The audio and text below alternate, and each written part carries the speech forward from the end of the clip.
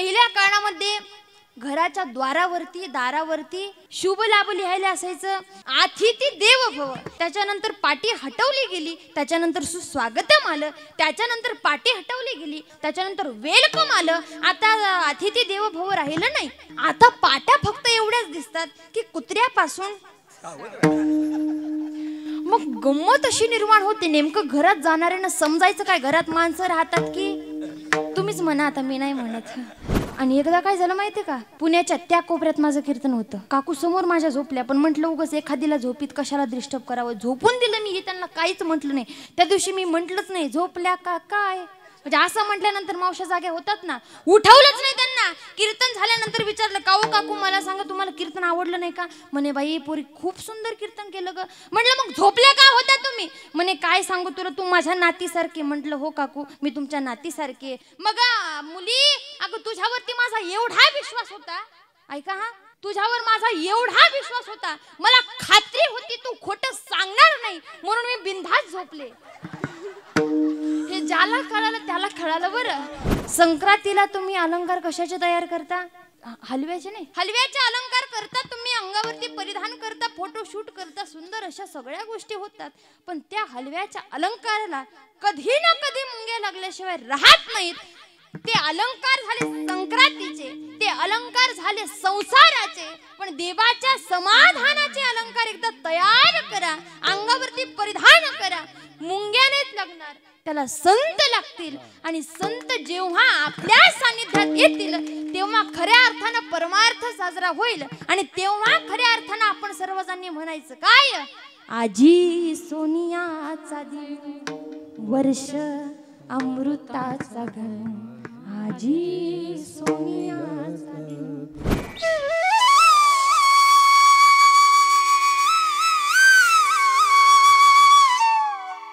सदा नाम घोष करू हरि कथा, सदा नाम घोष करू हरि कथा, तेने सदा चित्ता समाधान, सर्व सुख लालो सर्व अलंकार, आनंदे निर्भय डुलत सो. प्रस्तुत प्राप्त प्रसंगी प्राप्त वेळी कीर्तन रूपी सेवेकरिता निवडलेला अभंग. वैराग्याचे मूर्तिमंत पुतळे असणारे देहू निवासी सदह वैकुंठास जाणारे नवे नवे तर पुणेकर. जर वृक्षाचं पान हलणं ही देखील त्या पांडुरंग परमात्माची सत्ता असेल तर मला सांगा, त्या पांडुरंग परमात्म्यानं काय करावं, एक कल्पना रूपी चिठ्ठी तुमच्या सगळ्यांच्या मनामध्ये पाठवावी. फक्त हो म्हणून ऐका हा, एक कल्पना रूपी चिठ्ठी तुमच्या सगळ्यांच्या मनामध्ये पाठवावी. आणि त्या कल्पना रूपी चिठ्ठीनं तुमच्या बुद्धीला उपदेश करावा की उठ आणि कुठे चल, ब्युटी पार्लरला. चुकलं वाटतंय काय, कुठं चल, कीर्तनाला चल. मग त्या बुद्धीला उपदेश केल्यानंतर बुद्धीनं मनाला उपदेश करावा की मना ऐक रे मना, तुझ्या स्वहिताच्या खुना, तुझी स्वहिताची खून कुठे, तर त्या धर्म मंडपात लपलेली आहे आणि तिथे तुला जायचंय. पण मन इथंच येऊ शकत नाही, म्हणून मनानं पायाला उपदेश केला. आणि मग पाय तुरु तुरु तुरु तुरु तुरु कसे तुरु तुरु चालत इथपर्यंत आली. हा, पण मला सांगा, पाय इथपर्यंत येऊ लागली, पण गंमत अशी झाली, बुद्धीनं विचार केला एकटीनं जाऊन जमणार.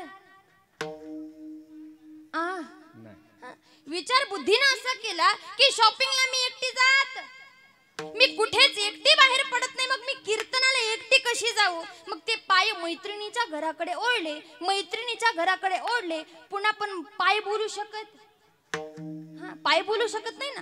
पुन्हा पायानं तोंडाला उपदेश केला, तोंडा तू आता बोल. आणि मग तोंड बोललं की आपण दोघी कीर्तनाला जाऊ.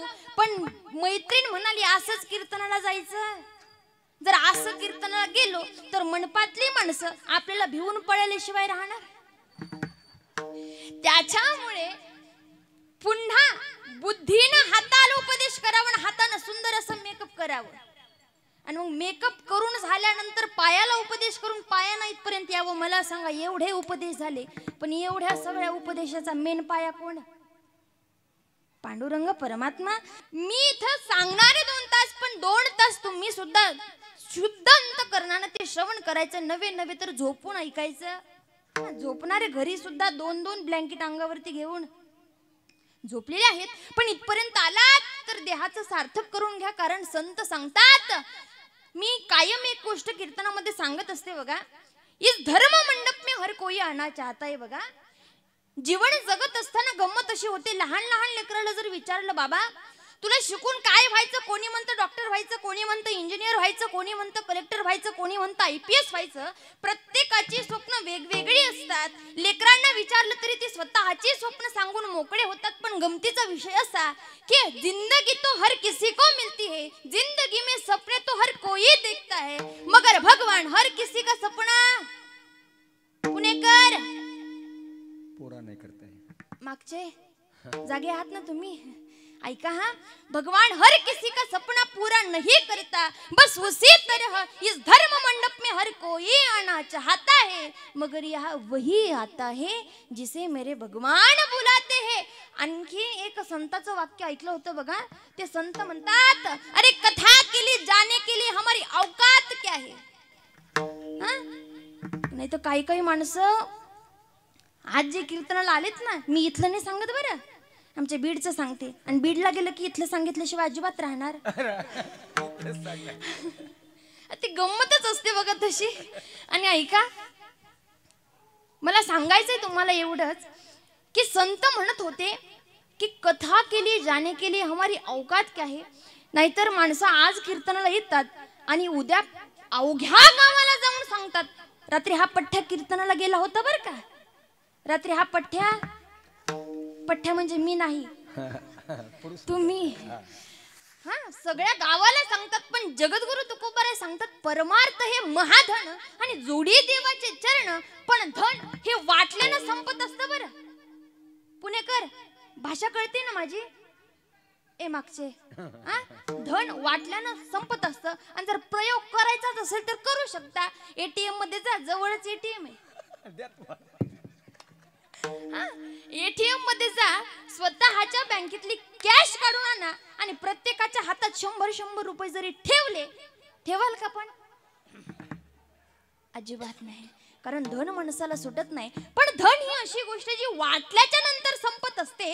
मग हे परमार्थाचं धन तर महाधन आहे, पण माणसाला परमार्थाचं धन हे वाटायला आवडतं. माणसानं थोडा जरी परमार्थ केला तरी एवढा मोठा ते सांगत असतात. पण जगद्गुरु तुकोबाराय म्हणतात असं करायचं नाही. परमार्थ जोडायचाय, महाधन जोडायचंय, भगवंताला साठवायचंय, भगवंताला प्राप्त करायचंय.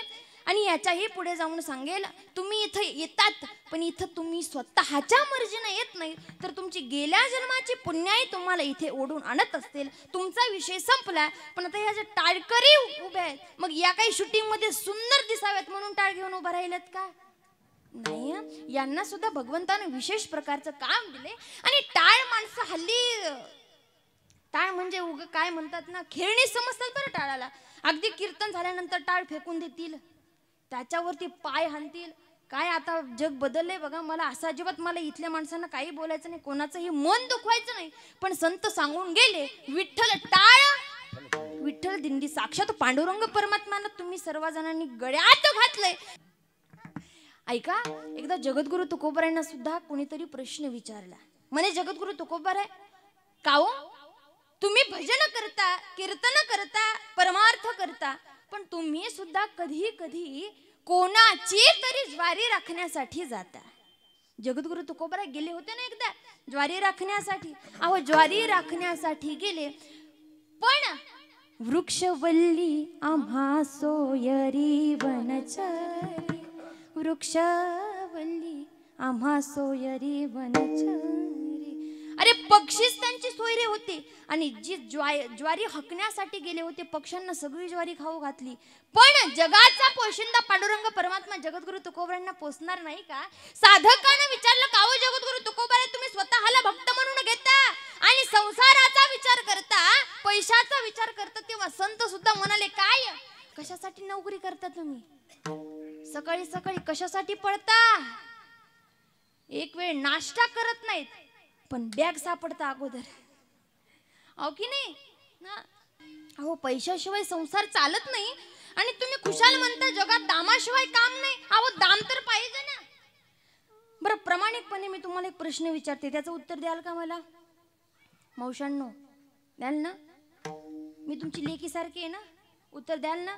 मला सांगा, खिशात जर पैसे असले तर त्याला तुम्ही परशुरामजी म्हणता. काय मागच्या खिशात जर पैसे असले तर तुम्ही त्याला परशुरामजी म्हणता, आणि जेव्हा खिशात पैसे नसतील तेव्हा मोकळ्या मनानं बोला, तसं काही अडचण नाही, बंधन नाही. काय म्हणता? हा बघा, अर्थात मला तुम्हाला सांगायचं एवढंच की जर खिशात पैसा नसेल तर माणसाला जगात किंमत राहत नाही.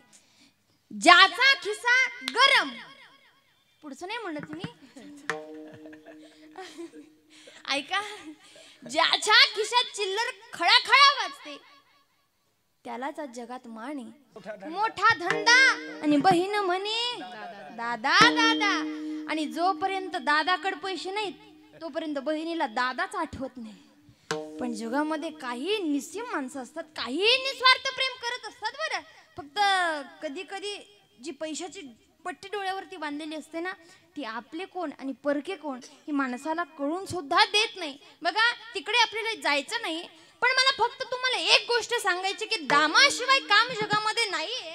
आणि मग जगद्गुरु तुकोबराय सांगू लागले की बाबांना जयंती साजरी केल्यानंतर असं होईल तसं होईल, पण जग म्हणाल की आम्ही करू, आम्ही साधन करण्यासाठी तत्पर आहोत, पण साध्य झालं पाहिजे. आणि साधनाचं आणि साध्याचं एक सुंदर असं मिलन या अभंगामध्ये. बरं, मी अभंग सोडून बोलणार नाही तुम्हाला. आता हा अभंगाचा जर विचार केला, अभंग फार गोड आहे मावशांनो, फक्त इकडे लक्ष द्या.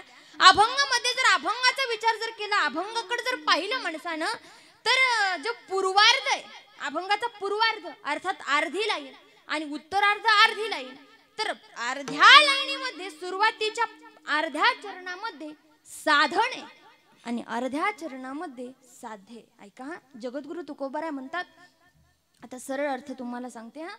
जगद्गुरु तुकोबारायांना जेव्हा माणसांनी विचारलं का हो जगद्गुरु तुकोबाराय साधन ही सांगा आणि साध्य ही सांगा, कारण जगद्गुरु तुकोबारायांनी एकदा गाडा घेतला. गाडा कळतो का? भाजी ते विकायला येतात, टमाटे घ्या, बटाटे घ्या. मला काही येत नाही ते, कारण आणखी केलेलंच नाही तसं, कधी वेळच नाही आली ना. ऐका, ते माणसं जे विकायला येत असत, जगद्गुरु तुकोबारायांनी सुद्धा एक प्रयोग केला हो. जगद्गुरु तुकोबारायांनी गाडा घेतला आणि गाड्यावरती सगळ्या प्रकारचे देव ठेवले. आणि मग जगद्गुरु तुकोबाराय पुण्यामध्ये आले. आणि पुण्यामध्ये आल्यानंतर जगद्गुरु तुकोबाराय म्हणू लागले, काय देव घ्या कोणी, देव घ्या कोणी. जगद्गुरु तुकोबाराय काय म्हणाले? देव घ्या कोणी, देव घ्या कोणी. पण माणसं एवढी विचित्र, पुण्यातली माणसं म्हणले जगद्गुरु तुकोबाराय देव घ्यायला मी एका पायावर तयार आहेत, फक्त किती रुपयाला आहे सांगा. तर जगद्गुरु तुकोबाराय म्हणले काहीच न लगे एक भावाचे कारण, आणि तुका म्हणे आन विठोबाचारी, इथं काही लागत नाही, इथं रुपये सुद्धा लागत नाही, इथं मोल लागत नाही, इथं पैसा लागत नाही, इथं तुमचं सोनं नाणं लागत नाही. नाहीतर हल्ली मावशा नवस करतात, माझ्या मुलाला मुलगा होऊ दे, तुला सोन्याची टोपी वाहील. पिक्चर पाहिलंच असेल तुम्ही, त्याच्यामुळे तुम्हाला सांगण्याची गरज नाही. आणि अशा गोष्टी तर सांगाव्याच नाही लागत, ते ऑटोमॅटिक करतात. पण अध्यात्म माणसाला लवकर कळत नाही बरं. खरंय की खोटंय? पार्टी बदलू नका. ऐका, अध्यात्म मात्र लवकर कळत नाही. पण जगद्गुरु तुकोबाराय म्हटले इथं काहीच लागत नाही, इथं फुकट घेऊन जा. आणि जेव्हा माणसाला कळालं की फुकट आहे, माणसं म्हणाले माल खराब आहे. पुणेकर बोलणं कळतंय ना माझं? ऐका, जगद्गुरु तुकोबाराय म्हटले अरे फुकट आहे म्हणे, इथं मोल लागत नाही. माणसाने तोंड मागे फिरवली आणि माणसं म्हणाली माल खोटा आहे. पण जगद्गुरु तुकोबाराय हसले आणि जगद्गुरु तुकोबाराय म्हटले याचा एवढा प्युअर माल जगात दुसरा कोणताच नाही. हे 24 कॅरेट सोनं आहे, पण 24 कॅरेट सोनं सोडून देतात आणि 1 ग्रॅम घालतात माणसं. ते जास्त आवडतं नाही का? ऐका, मला सांगायचं एवढंच की 24 कॅरेट अर्थात भगवान पांडुरंग परमात्मा आणि 1 ग्रॅम म्हणजे हा संसार आहे. संसाराच्या नावामध्ये अडकतात माणसं आणि एकदा अडकले की असे अडकतात, पुन्हा तिथून सुट्टी. ओ तुकोबाराय, देव मला लागत नाही म्हणे, आम्ही आमच्या कामानं फार बिझी झालो. आणि मला एका गोष्टीची फार म्हणजे चिंता वाटत होती. म्हटलं पुण्याची माणसं फार बिझी आहेत, कीर्तनाला येतात की नाहीत. पण मंडप भरला बरं आपला हळूहळू. आणि वेळात वेळ काढून तुम्ही इथपर्यंत आलात ना. खरं सांगू तुम्हाला, ऐका हा, माणसानं जन्मभर काम करावं. ऐका हा, आता आमच्या तिकडचं जर सांगायचं ठरलं तर काय म्हणतात त्याला बघा, हा, वर्षभर एवढं काम करावं. ऐका हा, वर्षभर एवढं काम करावं, एवढं शेतात राबावं की 7 दिवसाचा सप्ताह आनंदानं देहाला जगता आला पाहिजे. पण तुमचं तसं नाही ना, तुमचा जॉब आहे, त्याला जावंच लागतं. पण ऐका, तुम्ही त्या सगळ्या गोष्टी हँडल करून सुद्धा तुम्ही इथपर्यंत आलात. खरंच तुमच्या चरणावरती लाख लाख माझे प्रणाम आहेत. बरं ऐका, जगद्गुरु तुकोबाराय म्हटले, जीवनामध्ये माणसं व्यस्त होणार आहेत, बिझी होणार आहेत, पण कुठंतरी त्यांना स्वतःच्या स्वहिताच्या ठिकाणी जाग होऊन भगवंताचं थोडं तरी नामस्मरण केलं पाहिजे. मग एक साधं कुठला जगद्गुरु तुकोबाराय म्हणाला, जगद्गुरु तुकोबाराय काय लावलंय हो तुम्ही मगापासून? अहो नाम घ्या, अशी जयंती साजरी करा, तशी जयंती साजरी करा, याचं नाव घ्या, त्याचं नाव घ्या. अहो नाव घेतल्यानं होईल काय? अभंगाचं प्रथम सदा नाम घोष करू हरि कथा, सदा नाम घोष करू हरि कथा, सदा नाम घोष करू हरि कथा, सदा नाम घोष करू हरि कथा, सदा नाम घोष करू हरि कथा, सदा नाम घोष करू हरि कथा, सदा नाम घोष करू हरि कथा, सदा नाम घोष करू हरि कथा. तेने सदा चित्त समाधान, तेने सदा चित्त समाधान, सर्व सुख लालो सर्वे अलंकार, सर्व सुख लालो सर्वे अलंकार, तेने सदा चित्ता समाधान, तेने सदा चित्ता समाधान, सर्व सुख सर्व अलंकार, सर्व सुख लालो सर्व अलंकार, सर्व अलंकार, सदा नाम घोष करू हरी कथा आणि तेने सदा चित्ता समाधान.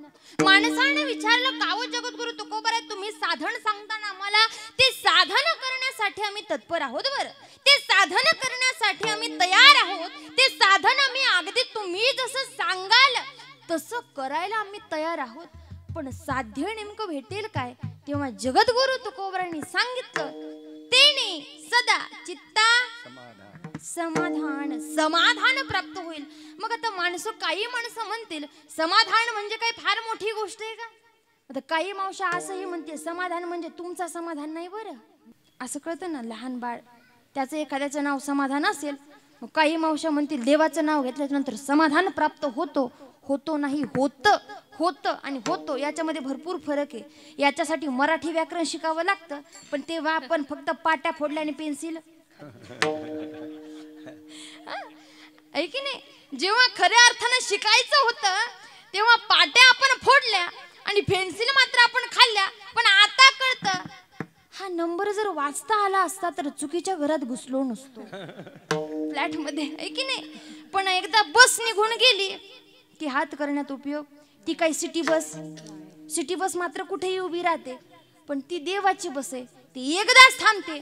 त्यात बसायचं असेल तर पटकन बसावं लागतं. ती एकदा गेली की पुन्हा येणे, त्याच्यामुळे लवकर सावध व्हावं लागतं. बरं, जगद्गुरु तुकोबाराय म्हटले, तो समाधान नाही तर ते समाधान, ते समाधान आहे हे सहज कोणालाही प्राप्त होत नाही. आजच्या जगाचा जर विचार केला मायबाप तर आज कोणी स्थिर नाही. बरं, आज प्रत्येक जण धावपळीत आहे, प्रत्येक जण धावतंय. त्याला वाटतं हे केल्याच्या नंतर बरं होईल, ते केल्यानंतर बरं होईल. आमच्या गावाकडच्यांना वाटतं पुण्याला आल्यानंतर,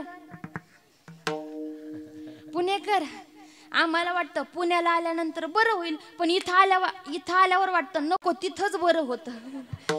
एवढी गर्दी आहे की नाही, सवय नसते ना. आणि इथल्यांना वाटलं तिथं गेल्यावर बरं, पण तिथं उन्हात खुरपं घेतलं ना मग कळतं पुण्यातच बरं होतं. पण बरं मात्र कुठंच नव्हतं, बरं मानलं तर बरं आहे. बरं आज प्रत्येक जण विचार जर केला तर प्रत्येक जण संसाराला त्यागलेला आहे.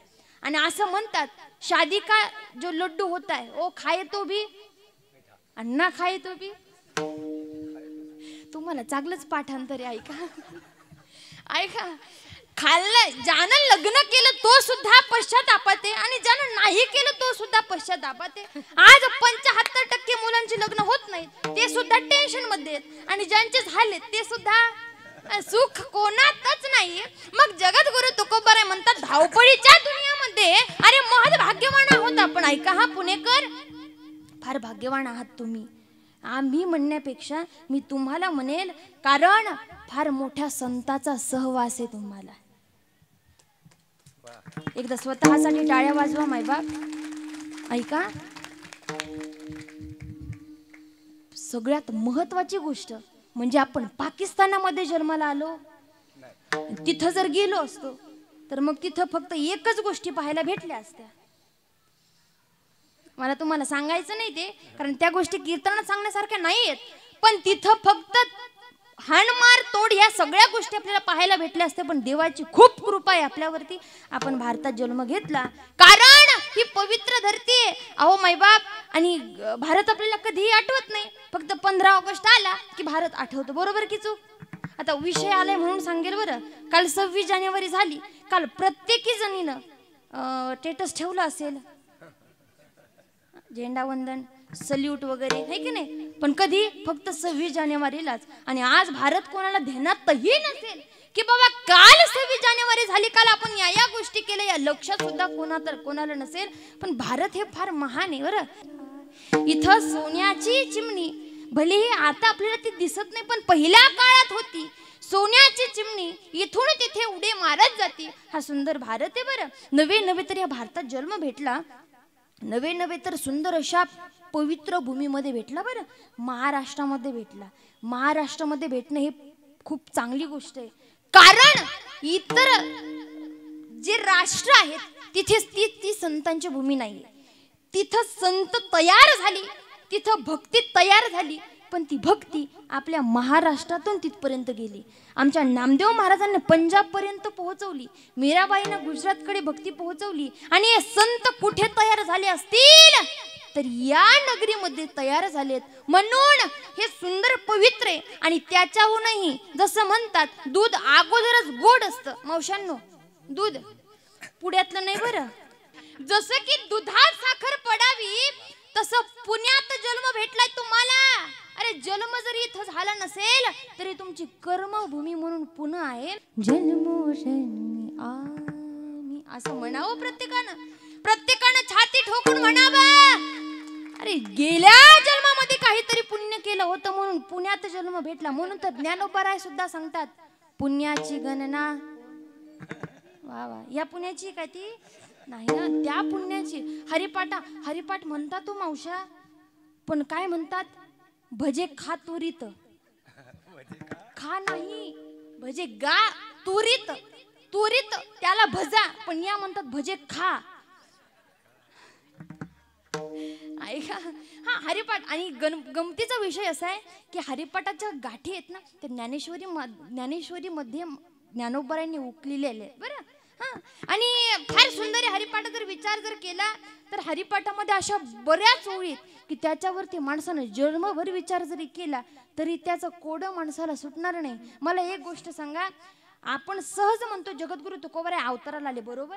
हा, ज्ञानोबाराय अवताराला आले. ज्ञानोबारायांनी एवढा मोठा तीर्थक्षेत्र आळंदी उभी केली. नवे तर आळंदीचं एवढं महत्व आहे मायबाप, काय सांगू तुम्हाला. की एकदा काय झालं माहितीये का, देवाचे अतिशय लाडके भक्त आहेत कोण? नामदेव महाराज. हा, एवढे लाडके भक्त तेवढे लाडके भक्त की अवघ्या 5व्या वर्षी त्यानं देवाला नैवेद्य चारला. हा, आणि नवे नवे तर देवानं सुद्धा मिटक्या मारत त्यांची खीर खाल्ली. नामदेव महाराजांनी खीर खाऊ घातली, पण देवानं खीर अतिशय चांगल्या प्रकारे खाल्ली. जसं की गुलाबजामुन केले, दिवाळीला गुलाबजामुन कळतात ना इकडे, गोल गोल असतात, ते काही सांगायची गरज, तेवढ्या गोष्टी सांगावंच नाहीत लागत. हा, खायच्या, सगळ्यांना पाठ असतं ते. ऐका बरं, ऐका, गुलाबजाम केल्यानंतर आणि एखाद्या व्यक्तीला घरात डायबिटीज असेल, डायबिटीज कळते ना, शुगर, हा, तरीही त्या व्यक्तीचं मन आणि तो एक का होईना, पुणेकर मागच्या, डायबिटीज जरी असेल तरी एक का होईना, तसंच झालं. देवानं एक घास खाल्ला खिरेचा आणि एवढी आवडली की पूर्ण ताट फस्त केलं. आणि नंतर लक्षात आलं मला तर डायबिटीज आहे म्हणे, मला तर शुगर आहे नामा, अरे फार मोठा प्रॉब्लेम झाला. नामदेव म्हणतात काय झालं देवा? अरे पोटभर जेवण केला तर झोप आली की काय? विटेवरती राहायचा कंटाळा आलाय का? अरे देवा तुला जर कंटाळा आला असेल तर मी राहतो बाबा, पण असं तोंड काही पाडू नको ना. म्हणे नाही नामा, झोप नाही आली मला. म्हणे मग? म्हणे नामा अरे मला डायबिटीज आहे. म्हणे असं? म्हणे नामा तू तर मला गोड खीर खाऊ घातली. म्हणे नामा आता असा प्रॉब्लेम झालाय ही गोड वाणी मी माझ्या जवळ ठेवू शकत नाही. पुणेकर, आणि मग देवानं स्वतःच्या हाताने ती वाणी काढावी आणि नामदेव महाराजांना म्हणावं तुझी वाणी मला दे आणि माझी वाणी तुला घे. आणि त्या वाणीचा प्रचार करत नामदेव महाराज पंजाब पर्यंत पोहोचले. ही ताकद आहे आपल्या देशाची.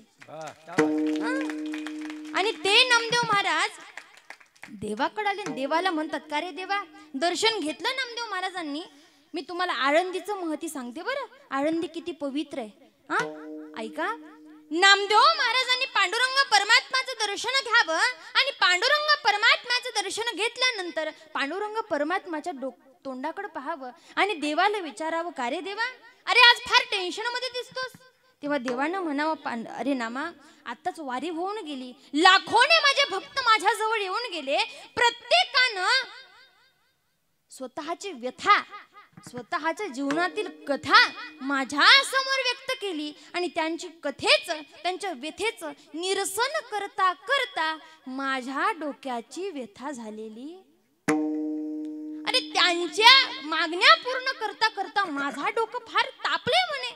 आणि मग नामदेव महाराज म्हणतात देवा रे टेन्शन कशाला घेतात, एक जागा अशी आहे की तिथं तुम्ही जाऊन शांत होऊ शकतात. म्हणे कुठली? म्हणे वैकुंठ. म्हणे नामा अरे टिंगल करतोयस का, माझी मस्करी करतोयस? अरे वैकुंठामध्ये मला करमत नाही म्हणून तर.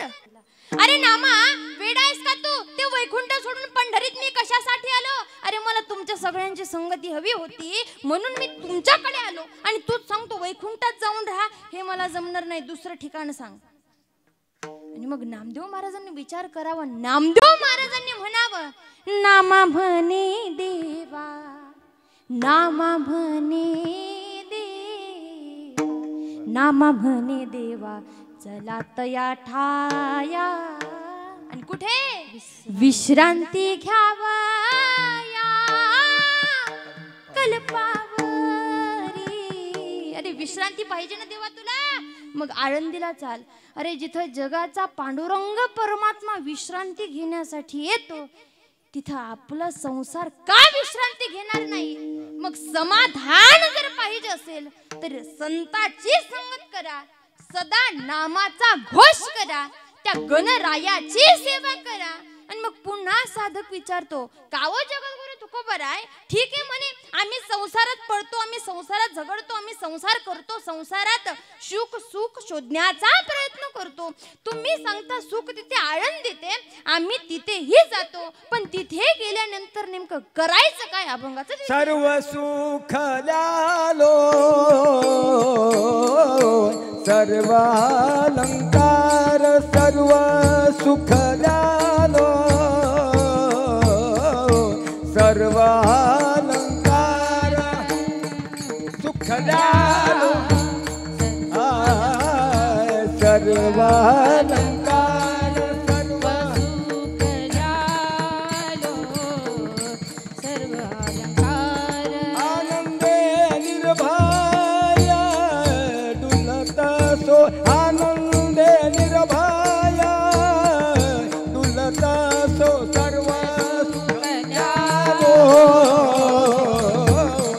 सर्व अलंकार सर्व सुख द्यालो सर्व अलंकार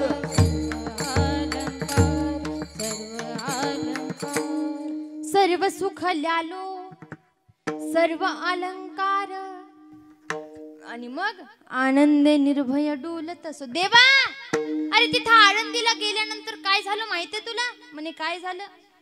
जेव्हा मी आळंदीला गेलो ना तिथल्या त्या रममाण वातावरणामध्ये मी स्वतःही रमून गेलो. अरे देवा तूही एकदा समाधी सोहळ्याच्या टायमाला तिथे आला होतास. अरे देवा तू जेव्हा तिथे आला होतास तेव्हा नामदेव महाराजांचं काय कीर्तन रंगात आलं होतं रे. कोणाचं? झोपल्या का काय जाग्यात ना तुम्ही? साधक देवाला म्हणतो देवा अरे जेव्हा आपण सर्वजण समाधी सोहळ्याला तिथे गेलो होतो कुठे आळंदीमध्ये तिथे नामदेव महाराजांचं काय कीर्तन रंगात आलं होतं. अरे देवा तू तर त्या कीर्तनामध्ये भारावून गेला होता. अरे एवढं सुंदर कीर्तन एवढं सुंदर कीर्तन एवढं सुंदर कीर्तन किती सुंदर कीर्तन तर ऐका. नामदेव कीर्तन करी पुढे देवनाचे पांडुरंग. नामदेव कीर्तन करी पुढे देवनाचे पांडुरंग. नामदेव कीर्तन करी पुढे देवनाचे पांडुरंग. नामदेव कीर्तन करी पुढे देवनाचे पांडुरंग. हो जनी म्हणे ज्ञान देवा बोला भंग. जनी म्हणे ज्ञान देवा बोला भंग. नामदेव कीर्तन करी पुढे देवनाचे पांडुरंग.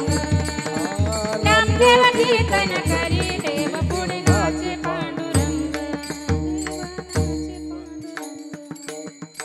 काय? नामदेव कीर्तन करी पुढे देवनाचे पांडुरंग.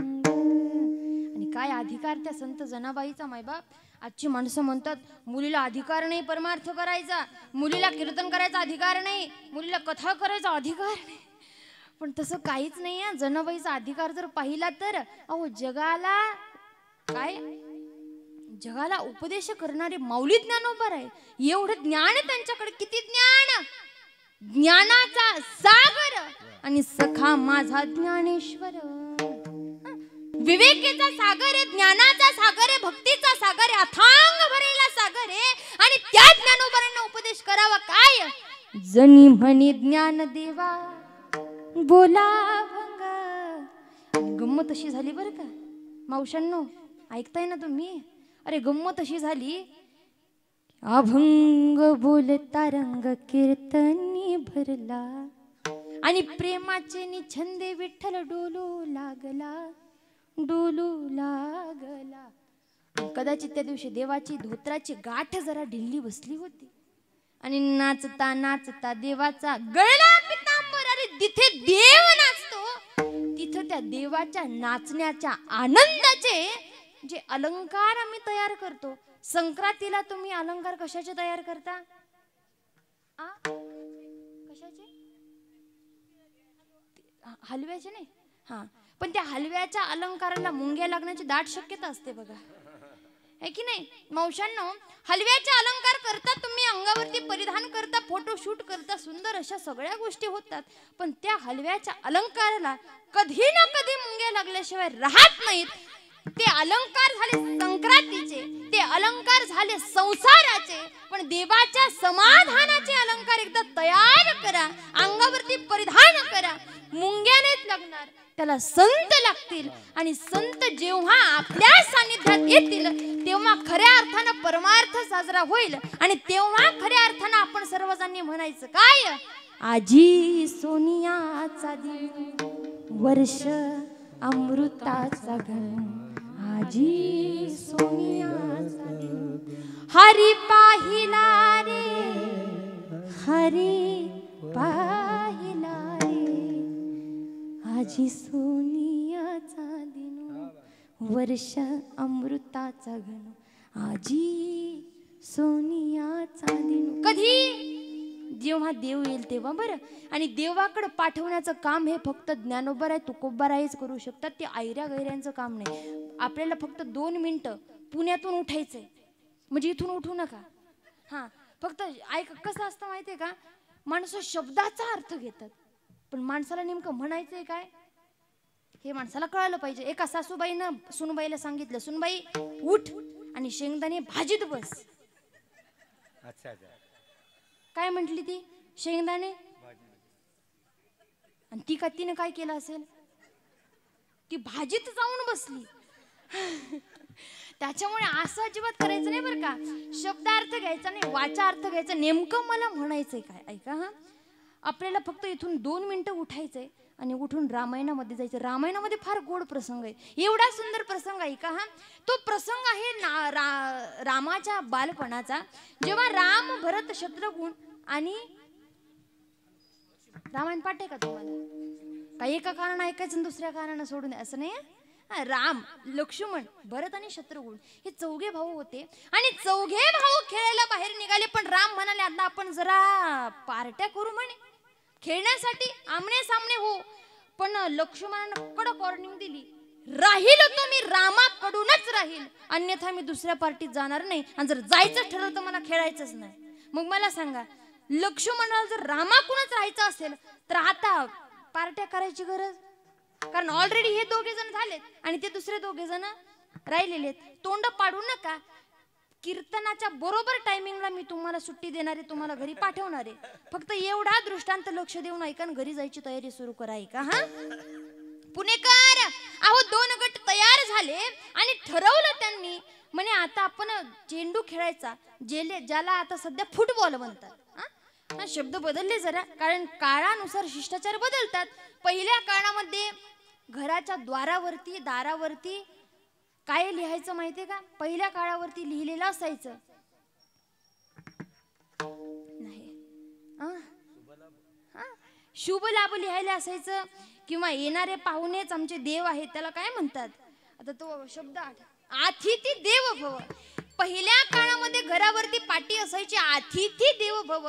त्याच्यानंतर पाटी हटवली गेली, त्याच्यानंतर सुस्वागतम आलं, त्याच्यानंतर पाटी हटवली गेली, त्याच्यानंतर जग सुशिक्षित झालं, त्याच्यानंतर वेलकम आलं. आता अतिथी देव भव राहिलं नाही. ऐका. हा, सुस्वागतम राहिलं, वेलकम राहिलं. आता पाट्या फक्त एवढ्याच दिसतात की कुत्र्यापासून. मग गंमत अशी निर्माण होते, नेमकं घरात जाणाऱ्यांना समजायचं काय, घरात माणसं राहतात की. तुम्हीच म्हणा, आता मी नाही म्हणत. काळानुसार शिष्टाचार बदलतात ना. हा, काळानुसार आपले गेमही बदलले. आता फुटबॉल ही सुद्धा राहिला नाही, आता फक्त लुडो आला, हे की नाही. पण त्यांनी ठरवलं म्हणे आता आपण चेंडू खेळायचा. आणि इकडे शत्रुघ्न आणि भरत उभा राहिले, इकडे राम लक्ष्मण उभा राहिले. आणि आता मात्र त्यांनी चेंडूचा खेळ सुरू केलाय. पण एक साधक तिथे आला आणि साधकानं भरताला विचारलं, का रे भरता, अरे लाज वाटते का तुला? अरे स्वतःला रामाचा भक्त म्हणून घेतोस आणि स्वतःच त्याच्या विरोधात उभा राहतोस. आता इथं माणसाने शिकायचंय बरं, कधी कधी भगवंताच्या विरोधात गेलेलं सुद्धा चांगलं. भगवंताच्या एक वेळेस विरोधात जा, पण माणसांच्या सप्त्याच्या विरोधात तिथं ऐका. हा, भरताला विचारलं, का रे लाज वाटायला पाहिजे म्हणे, सगळ्या जगामध्ये मी रामाचा भक्त आहे, मी रामाचा भक्त आहे असं म्हणून मिरवतोस आणि रामाच्या विरुद्ध पार्टीला उभा राहिलास. तेव्हा भरतानं हसून उत्तर दिलं, मला आणि भरतानं सांगितलं, का हो बाबा मला सांगा, आता मला तुम्ही सांगा की तुम्हाला जर तुमच्या शेजारीला पाहायचं असेल तर असं तरी करावं. मागच्या झोपल्या का काय? नाही, जाग्यात तुम्ही. ऐका, नाही तुम्ही दिसताय मला ठळक. ऐका, शेजारीला जर पाहायचं असेल किंवा असं तरी करावं. पण मला जर पाहायचं असेल तर काही करावं लागतंय का? नाही. भरत म्हणाला, देवाच्या विरोधात उभा मी कशासाठी राहिलोय माहितीये का तुम्हाला? अरे देवाचं मुख बघण्यासाठी जे वारकरी तासन तास बारीला उभा राहतात, या पठ्ठ्याला बारीला उभा राहायची गरज नाही म्हणे. देव डायरेक्ट माझ्या समोर आहेत आणि त्यांचं दर्शन, मुख दर्शन मला एकदा नाही तर 1000 बार होतंय, म्हणून मी त्यांच्या विरोधात उभा आहे. साधक जरा गपचूपच बसला. त्याच्यानंतर खेळ रंगात आला. काय व्हायचं बघा, जो चेंडू असतो ना तो भरत जोरात मारायचे, पायानं जोरात चेंडू मारायचे, पण चेंडू फारच डेंजर होता. मग आता मी चेंडूच म्हणते की माणसं म्हणते हे तुम्ही तुमचं ओळखून घ्या बरं का. थोडा करंट जरी लावून घेतलं तरी तुमच्या कीर्तन लक्षात येईल. हा मेन पॉइंट आहे बघा. तुम्हाला हसायला आले याच्यावर तर तुम्हाला कळालं, ज्या हसल्याने त्यांना कळालं पण त्यांना लेट कळालं, एवढंच आहे बरं. ऐका, भरताना चेंडू जोरात हाणावा, पण चेंडू एवढा डेंजर होता, चेंडूनं देवाच्या पायापाशी जाऊ नये, एक हात लांबच उभा राहावं आणि देवानं त्याला हातात उचलून घ्यावं. बऱ्याच वेळा असं झालं, साधक पुन्हा आला आणि भरताला विचारलं, का रे भरता, तुला पुन्हा अक्कल नाही का रे? अरे लाज वाटते का? तिथे देव स्वतः हातात चेंडू घेतोय आणि तुझ्याकडे चांगल्या प्रकारे फेकतोय आणि तू सरळ पायानं हाणतोस. तेव्हा भरत म्हणाला, काय सांगू तुम्हाला, संत खूप प्रयत्न करतात. संत खूप प्रयत्न करतात देवाकडे जाण्यासाठी, पण जे सांगून ऐकत नाहीत ते लाथाचेच.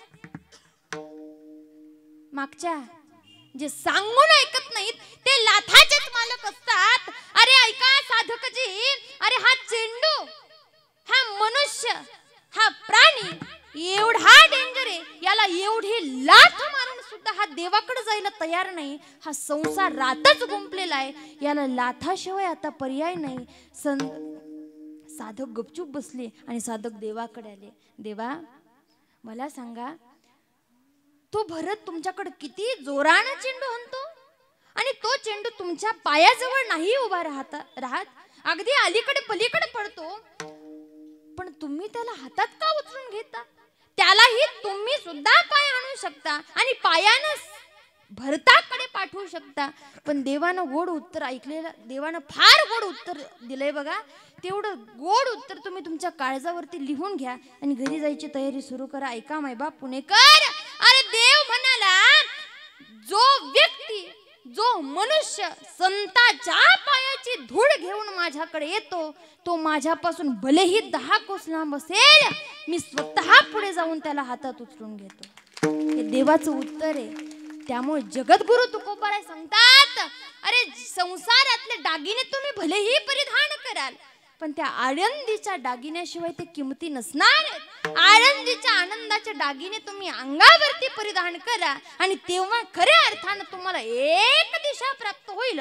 आणि तेव्हा जगद्गुरु तुकोबाराय म्हणतात, असो ऐसा कोठे आठवची नाही देहीच विदेही भोगू दशा.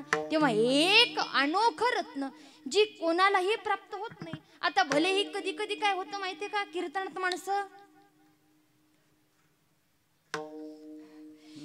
माणसं झोपतात, पण गंमत अशी होते ते माणसं मान्य करत. एकदा काय झालं माहितीये काकू, एक काकू झोपल्या, बरं शेजारने चिमटा घेतला, उठ म्हणे. ती म्हणाली, झोपली नाही मी, डोळे बंद करून कीर्तन ऐकते. मान्य केलं तिनं, पण त्याच काकू झोपल्या खाली पडल्या. त्या काकू झोपल्या खाली पडल्या. शेजारणीनं विचारलं, म्हणे आता तू 100% झोपली होतीस. पण त्यांनी मान्य करायला तयार नाहीत त्या. आणि त्या तेव्हा म्हणाल्या, नाही म्हणे, मी कीर्तन ऐकताना विधेही अवस्थेत गेले होते. पण इथं प्रश्न असा निर्माण होतो, जेव्हा हे उत्तर ऐकलं तेव्हा मी माझ्या मनाला प्रश्न विचारला, कीर्तनकार कीर्तन करू करू मेले. हे वाक्य तुमच्या मनाला जरा रुचेल लागलं तरी काही नाही बरं. कीर्तनकार कीर्तन करू करू मेले, टाळखरे टाळ कुटू कुटू मेले, त्यांना कधी विदेही अवस्था प्राप्त झाली नाही. फक्त ऐकी नाही, माणसं कशालाही विदेही अवस्था म्हणतात. मग मला सांगा, रोज आपण झोपतो, गाढ झोपतो, काही काही तर असे झोपतात, झोपीतही बोलतात, पण काही काही नमुने असे असतात ते झोपीत पुन्हा फिरून येतात. पण झोपीला काही विदेही अवस्था म्हणायचं नाही बरं. आणि एकदा काय झालं माहितीये का, पुण्याच्या त्या कोपऱ्यात माझं कीर्तन होतं. काकू समोर माझ्या झोपल्या, पण म्हटलं उगाच एखादीला झोपीत कशाला डिस्टर्ब करावं, झोपून दिलं मी. हे त्यांना काहीच म्हटलं नाही. त्या दिवशी मी म्हटलंच नाही झोपल्या का काय, म्हणजे असं म्हटल्यानंतर मावश्या जाग्या होतात ना, उठवलंच नाही त्यांना. का? कीर्तन झाल्यानंतर विचारलं, का हो काकू मला सांगा तुम्हाला कीर्तन आवडलं नाही का? म्हणे बाई पोरी खूप सुंदर कीर्तन केलं ग.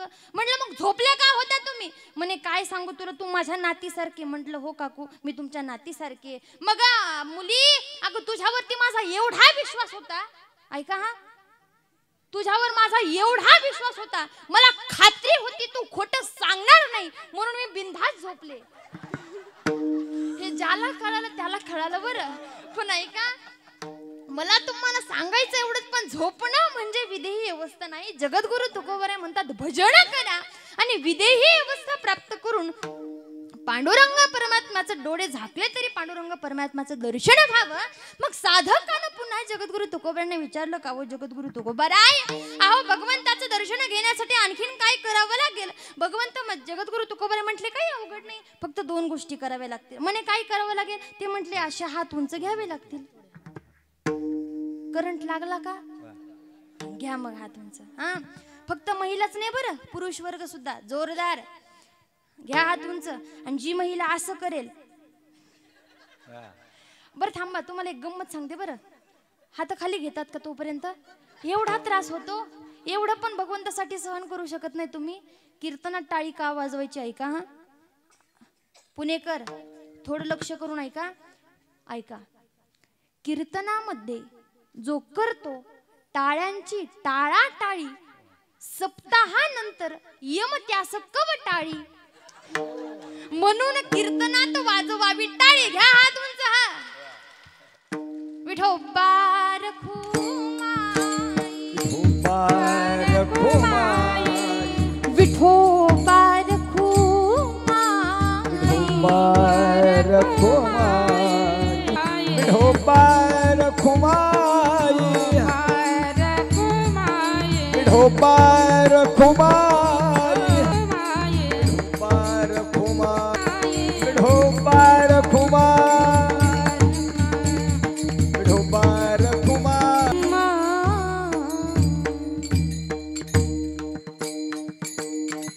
असो ऐसा कोठे आठवची नाही, देहीच विदेही भोगुदशा. जगद्गुरु तुकोबराय म्हणाले, हातानं टाळी वाजवली आणि मुखानं नाव घेतलं की भगवंताला वाटतं हे आपलं लेकरू आहे. आणि जेव्हा लेकरू भगवंताचे होतो तेव्हा भगवंत धावत आल्याशिवाय राहत नाही. कारण जनाबाई सुद्धा म्हणाल्या होत्या, काय यग यग यग यग विठाबाई माझे पंढरीचे आई. आणि जेव्हा असं म्हणाले तेव्हा भगवंत तटकून कशात अंगाचे पांघरून वगैरे काढले आणि रुक्मिणी मातेला म्हणतात, रुक्मिणी आज जरा माझी मदत कर. म्हणे काय मदत करायची? अगं माझा मेकअप कर. माझ्या भक्तानं मला आई होऊन बोलावलं. आणि जेव्हा आईचा प्रश्न येतो तेव्हा भगवंत सगळ्यात जास्त प्रेम त्या व्यक्तीवरती करत असतो. पण भगवंताचं जर लेकरू व्हायचं असेल तर हातानं टाळी वाजवायची आणि मुखानं नाव घ्यायचं. मग फक्त आजच्याच दिवस घ्यायचं नाही, रोज घ्यायचं. हा नाहीतर मग भगवंत म्हणेल हा आज नाही. तर माणसाची गंमत अशी आहे, माणसाला जेव्हा गरज असेल तेव्हा माणसं देवाला आपलंसं म्हणतात. कीर्तनात गमतीनं सांगत असतो, अंगाला आला ताप देवा तू माझा. येतंय तुम्हाला, खोटं बोलू नका. हा बोला माझ्या मागे म्हणा, अंगाला आला ताप देवा तू माझा, आणि अंगाचा गेला ताप तुझ्या बापाचा मी. माणसाचा स्वभाव हे, माणसाचं काम संपलं की माणूस देवाला सुद्धा विसरतो. जगाची काय रीते. पण जगद्गुरु तुकोबराय म्हणतात, देवाला विसरण्यासाठी देवाचं व्यापारी होऊ नका, तर देवाचं लेकरू व्हा. कितीही भलेही आईपासून लेकरू लांब जातं, पण शेवटी का होईना त्याला आईपाशी त्याला देव खेचून आणत असतो. आई देव आपली आई व्हावा, आपण तिचं लेकरू व्हावं. आणि त्याच्यानंतर जगद्गुरु तुकोबरायांना विचारलं, का हो जगद्गुरु तुकोबराय तुम्ही पांडुरंगाचे लेकरू झालात, पण मला सांगा की तुम्हाला पुनर्जन्म नाही का? म्हणे पुनर्जन्म नाहीये मला. म्हणे कसा?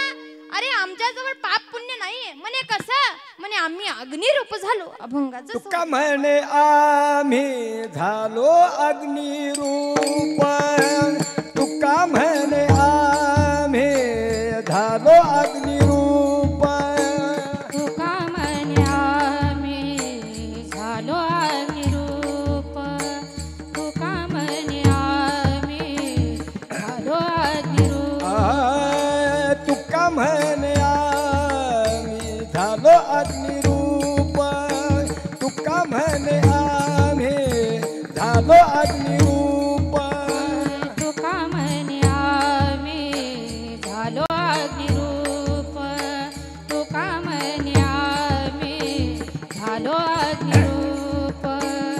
लागोनी दीपाप पुण्य अंगा लागोनी दीपाप पुण्य अंगा सर्व सुख द्यालो सर्व अलंकार सर्व सुख द्यालो सर्व अलंकार लागोनी दीपाप पुण्य अंगा लागोनी सर्व सुख द्यालो सर्व अलंकार सर्व सुख द्यालो सर्व अलंकार आनंदे आणि भय डुलत सो डुलत सो डुलत सो म्हणत आहे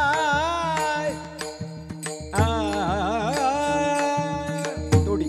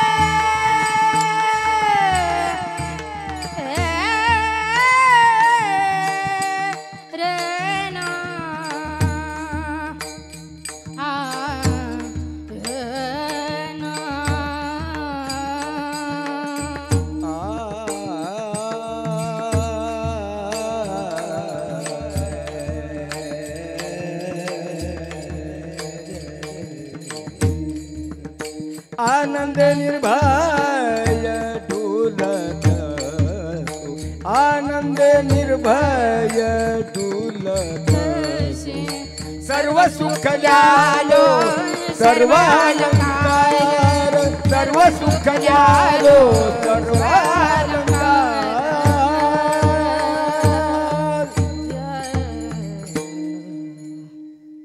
तुका म्हणे आम्ही झालो अग्निरूप लागो निधी पाप पुण्य अंगा. जगद्गुरु तुकोबराय म्हणाले की खऱ्या अर्थानं ज्ञानोबराय सुद्धा सांगतात. आता ते कसं असतं माहितीये का, ते मराठीत म्हण आहे बघा, शेपूट लांबलं की आपण ओघानं सांगून जाईल मी तुम्हाला. ज्ञानोबराय सुद्धा सांगतात की मागील या जन्मामुक्त झालो. जगद्गुरु तुकोबराय म्हणतात की खऱ्या अर्थानं आम्ही मागच्या जन्मामध्ये मुक्त झालो होतो, पण तुमच्या सगळ्यांसाठी पुनर्जन्म आला, पुनर्जन्म घ्यावा लागला आणि तो घेतला सुद्धा. आनंदाने स्वीकारला तुमच्या सगळ्यांची सेवा करण्याची संधी जगद्गुरु तुकोबाराय म्हणतात मला प्राप्त झाली आणि पुन्हाही प्राप्त व्हावी. तुका म्हणे मज आणि घडो त्यांची सेवा. हे जगद्गुरु तुकोबारायांचं वाक्य. जगद्गुरु तुकोबाराय म्हणतात तुमच्यासारख्या संग हरीच्या नामधारकाची जी सेवा असते ती माझ्या जीवनाच्या वाट्याला यावी. खऱ्या अर्थानं मागच्या जन्मामध्ये मुक्त झालो होतो पण तुम्ही सुंदर असा प्रश्न विचारला. तुम्ही म्हणजे त्या साधकानं बरं तर म्हणाल तुम्ही म्हणाल आम्ही कधी प्रश्न विचारला. असं व्हायला नको. ऐका हा जगद्गुरु तुकोबाराय म्हटले साधकानं सुंदर असा प्रश्न विचारला पण त्या प्रश्नाचं हे उत्तर जगद्गुरु तुकोबारायांनी सुंदररित्या दिलं. साधकाने विचारलं का हो जगद्गुरु तुकोबाराय तुम्हाला पुनर्जन्म नाही का. तर जगद्गुरु तुकोबाराय म्हटले नाही पुनर्जन्म नाही कारण पाप पुण्य नाही.